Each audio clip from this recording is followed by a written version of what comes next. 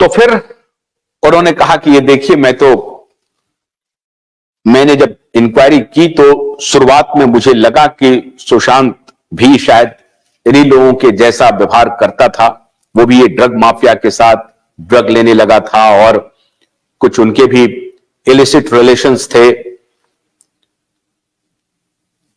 साहब, मुंबई में तो हर दूसरे का इलिसिट रिलेशंस है और फिल्मी दुनिया में तो है ही है। कोई नकार नहीं सकता इस बात को। यह तो आधार नहीं हो सकता है उसकी हत्या का ना, यह तो आधार नहीं हो सकता है। अगर किसी ने हत्या की है तो इस आधार पर कि उसके इलिसिट रिलेशंस थे इसलिए उसकी हत्या हो गई, हत्या को जस्टिफाई तो नहीं किया जा सकता है। तो यह बात ही अपने आप में बेईमानी है। यह तो मुद्दा उठना ही नहीं चाहिए, यह तो मुद्दा आना ही नहीं चाहिए। इलिसिट रिलेशन रखने वाले का अगर है तो यह तो कानून अधिकार नहीं देता है कि आप उनकी हत्या कर दीजिए। जिनके साथ इलिसिट और लॉफुल रिलेशन क्या है? क्या सुशांत ने किसी से शादी कर ली थी? क्या सुशांत ड्रग सप्लायर था? नहीं था। ना तो सुशांत ड्रग के कार्टेल में शामिल था, ना ही सुशांत ने किसी से शादी की थी। लिव इन रिलेशन के लिए सुशांत ने किसी को कहा तो नहीं था कि मेरे साथ आकर के रहने लगो।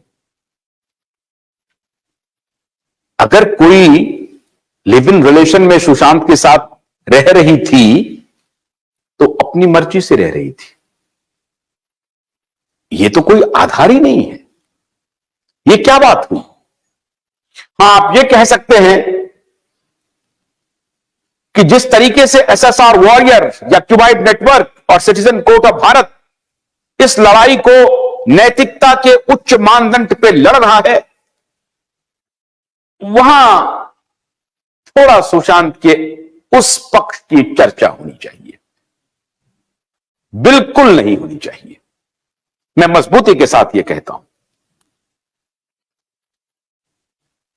भारतीय फिल्म जगत का ऐसा कोई स्टार नहीं है जिनके रिश्ते कईयों से नहीं रहे हैं। कौन है जो यह बात कह सकता है डंके की चोट पर?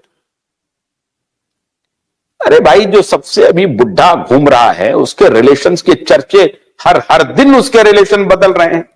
हर दिन कभी उसकी चर्चा नहीं हुई। कोई इस आधार पर क्या कोई उसकी हत्या कर रहा है क्या? कोई कर रहा है क्या? बिना नाम लिए हुए आप समझ गए होंगे।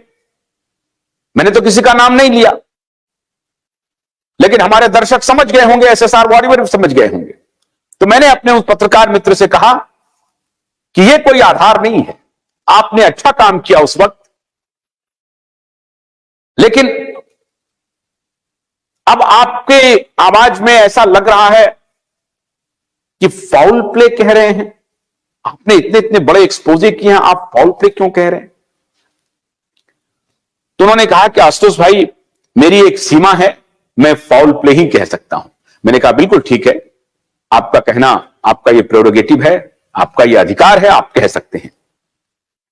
लेकिन यह मेरा भी अधिकार है कि मैं जिस तरीके से इन्वेस्टिगेशन कर रहा हूं, जिस तरीके से सिटीजन कोर्ट ऑफ भारत की टीम इन्वेस्टिगेशन कर रही है और उसमें जो साक्ष्य आ रहे हैं उससे साफ साफ लग रहा है कि ये लोग सब उसमें शामिल हैं। यकायक दिशा और सुशांत की मृत्यु यकायक नहीं हुई है कि दिशा ने तय कर लिया कि मुझे अपनी जीवन खत्म कर लेनी है और सुशांत ने भी तय कर लिया कि मुझे अपनी जीवन खत्म कर लेनी चाहिए और ये 4 दिन में निपट गया मामला। नहीं, हत्या की पूरी तैयारी थी 8 जून को दिशा की और उसी दिन तैयारी थी सुशांत की हत्या की। ये जब जांच होगी तो सारी बातें सामने आ जाएंगी। और जांच होगी नहीं, जांच हो चुकी है, ये भी जानिए आप।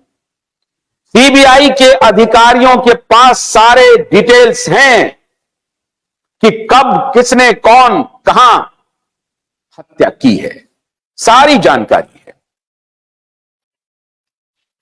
मोबाइल लोकेशन है, कॉल डिटेल्स हैं। भोलानाथ का ब्रश कटर एक बैटरी चालित मशीन है जिसका चार्जिंग समय 3.5 घंटे है। यह 6 से 8 घंटे के प्रभावशाली संचालन समय का दावा करता है। जिससे यह एक बार चार्ज करने पर 16,000 वर्ग फुट गेहूं या चावल के खेतों को कुशलतापूर्वक काट सकता है, जबकि इसका पेट्रोल समकक्ष व्यक्ति उसी कार्य के लिए 1,000 रुपए मूल्य का पेट्रोल खर्च करता है।